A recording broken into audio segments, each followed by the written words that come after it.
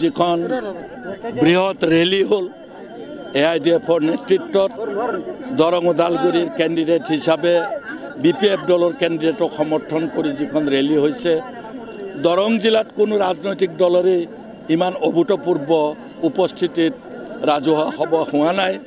মই AIDF দলৰ স্থানীয় বিধায়ক আৰু তেখেতসকলৰ মুৰব্বীসকলক মই ধন্যবাদ জ্ঞাপন কৰিছোঁ আৰু আমাৰ দলৰ সভাপতি হাগ্ৰামা মহিলাৰেও ইয়ালৈ আহি ৰাইজক উৎসাহিত কৰিছে। তেওঁ প্ৰতিশ্ৰুতি দিছে যে বিজয়ী হৈ যোৱাৰ পিছত আৰু যেতিয়াই হাগ্ৰামা মহিলাৰী সুবিধা পাব তেতিয়াই অঞ্চলৰ ৰাইজক সদায় দুখৰ দিনত থাকিম বুলি কৈছে। মই আনন্দিত যেহেতু মই এই সমষ্টিৰে বাসিন্দা, সেই হিচাপে এই সমষ্টিৰ সকলো মানুহ সুৰক্ষিত হৈ থকাটো বিচাৰোঁ আৰু তেওঁলোকৰ যে সাংবিধানিক অধিকাৰ তাকো অক্ষুণ্ণ থকাটো বিচাৰোঁ।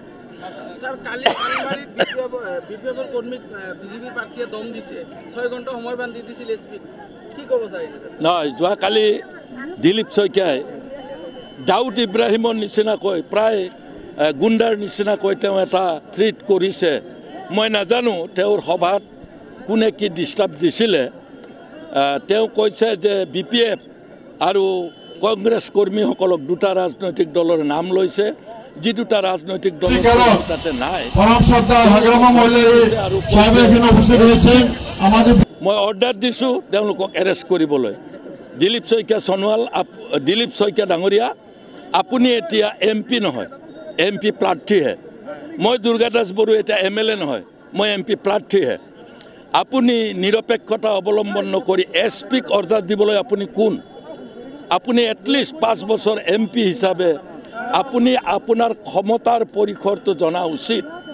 পুলিচে পুলিচৰ কাম কৰিব, আইনে আইনৰ কাম কৰিব, তাৰ ঊৰ্ধত গৈ আপুনি ৰাজহুৱা মিটিঙত উদাত্ত কণ্ঠে কাৰোবাক ধমকি দিয়াটো আপোনাৰো কিন্তু চৰিত্ৰৰ বহিঃপ্ৰকাশ ঘটিছে। আপুনি ফ্ৰাষ্ট্ৰেটেড, আপুনি ভয় খাইছে যে কোনোবাই আপোনাক পৰাজিত কৰিব।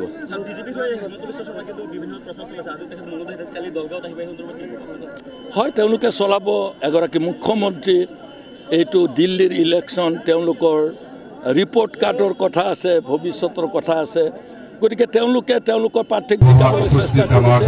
মোৰ তেওঁলোকে 6খন মিটিং ইতিমধ্যে নটিফিকেশ্যন কৰিছে। নিৰ্বাচনত কৰিব পাৰে, আমি কিমান পাওঁ ৰাইজৰ ওপৰত ডেফিনেটলি আমাৰ লগত আমি 1.5-2 লাখ ভোটত আগবাঢ়িম, কিন্তু বাহিৰত যি 10 লাখ ভোট আছে তিনিকোণীয়া হ'ব। কিছু ভোট কংগ্ৰেছো পাব, কিছু ভোট BJPও পাব আৰু আমি 3 লাখতকৈ অধিক ভোট পাম, বাকী কেইজনো ভোট পাব। সেইটো হিচাপ দিয়াটোতো সম্ভৱ নহয়, কিন্তু অতি কমে কংগ্ৰেছৰ বিৰুদ্ধে আমি 1 লাখতকৈও অধিক ভোটত আমি আগবাঢ়ি থাকিম।